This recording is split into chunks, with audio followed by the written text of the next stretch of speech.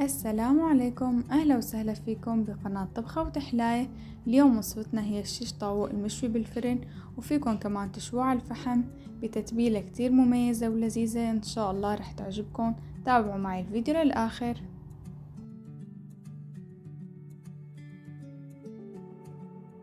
وهلأ رح بلش بتقطيع صدور الدجاج. عندي كيلو صدور دجاج، رح أقطعهم لمكعبات متوسطة الحجم، لا كبيرة ولا صغيرة، لحتى تضل طرية بعد ما تنشوى. وصدقا بعد ما جربت أنا هالوصفة وهالتتبيلة استغنيت عن الشيش الجاهز، وصرت دائما ساويها بالبيت. رح تكون أنظف وأطيب، وإذا جربتوها إن شاء الله رح تعتمدوها. وانتو خبروني شو في أكلات أو وصفات جربتوها بالبيت واستغنيتوا عنها إنه تجيبوها جاهز. وحابة أذكركن لا تنسوني من دعمكن من لايك واشتراك بالقناة لحتى استمر وعائلة طبخة وتحلاية تكبر. وخبروني شو حابين أعمل وصفات بالفيديوهات الجاية، إن كان طبخات أو أكلات حلو أو أي وصفات تانية. خبروني آراءكم واقتراحاتكم. وهيك صاروا عندي جاهزين. وهلأ رح بلش بالتتبيلة. رح أضيف أول شي نص فنجان زيت زيتون، ومعلقة صغيرة ملح، ومعلقة صغيرة بابريكا، وربع معلقة فلفل أسود، ومعلقة صغيرة توم بودرة، ومعلقة صغيرة بصل بودرة، ومعلقتين كبار خل أبيض، ومعلقتين كبار كمان لبن، ورح أعصر كمان نص ليمونة،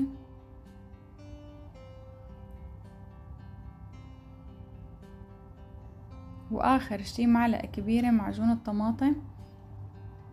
وهلأ راح أخلطهم كتير منيح وحركهم لحتى يمتزجوا كل المكونات مع بعض.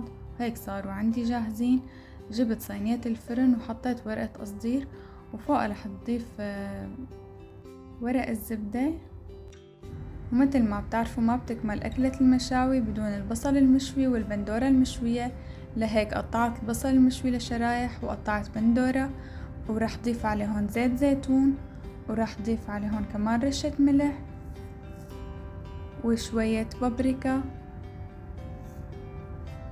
بحركهم كتير منيح مع بعض لحتى يمتزجوا كتير منيح. وهيك صاروا عندي جاهزين. وهلأ رح جيب الأعواد الخشبية. طبعا أنا نقعتهم قبل شوي بمي، ورح بلش بتشكيل السياخ. طبعا انتو بتصفون حسب الرغبة، شو بتحبوا شي أكتر من شي أو حسب ما انتو بتحبوا. وبدي أخبركم كمان إنه الشيش لازم يضل متبل ومنقوع بالتتبيلة لمدة أقل شي ساعة ساعتين، وإذا بيكون من قبل بليلة كمان بيكون أفضل حتى يتنغنغ ويغب التتبيلة كتير منيح ويطلع كتير طري بعد ما ينشوى. فيكن تشوون بالفرن أو فيكن تشوون على الفحم، الطريقة اللي انتو بتحبوها. على الحالتين رح يطلع كتير طيب وطري وبشهي. والتتبيلة إن شاء الله رح تعتمدوها، هي بتاخد العقل. وهلأ خلص التشكيل الأسياخ. شوفولي ما شاء الله منظرهم بياخد العقل، منغنغين وما أحلاهن. أنا بصراحة بحب انقعهم قبل بليلة، يعني ينتقعوا ليلة كاملة حتى يتنغنغوا مزبوط. طبعا أنا ورقة القصدير ضفتها لحتى ما نتغلب بتنظيف الصينية بعد الشوي. وهلا رح ضيف شوية زيت زيتون على كل سيخ، وبتكون عنا الصينية جاهزة على الفرن. طبعا رح حمي الفرن قبل ب10 دقايق على درجة حرارة 220. رح ياخدوا معي ساعة كاملة، وخلال هالساعة بتقلبون مرتين 3 لحتى ياخدوا اللون من كل الأطراف.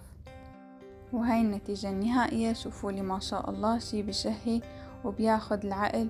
وبتقدموا قدامه طبعا مايونيز مسبحة متبل، يعني المقبلات اللي انتو بتحبوها، والبطاطا المقلية او المشوية بظن انه هاي اساسية، ومخلل، اي شي انتو بتحبوه من المقبلات. بس ما شاء الله يعني طالعة بطرية وبتشهي وبتاخد العقل. ريحة المشاوي ما شاء الله معبت البيت.